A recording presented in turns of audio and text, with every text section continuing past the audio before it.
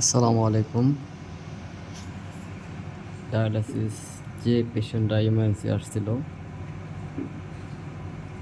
ডায়ালাসিসের সময় এখনও 1 ঘন্টা 19 মিনিট বাকি আছে। তো এখন স্বাভাবিক,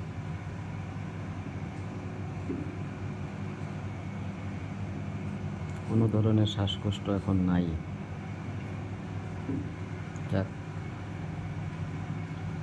সবই আল্লাহর রহমত।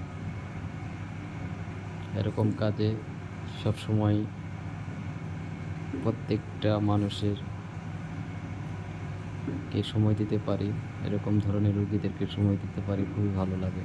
সবাই দোয়া করবেন যেন এরকম কাজগুলো সবসময় সুস্থ মাথায় করে দিতে পারি সবসময়।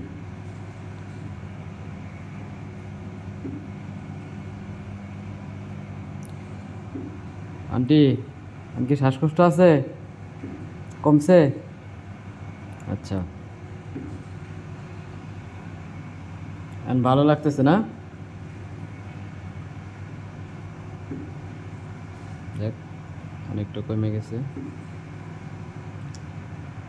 আল্লাহ হাফেজ।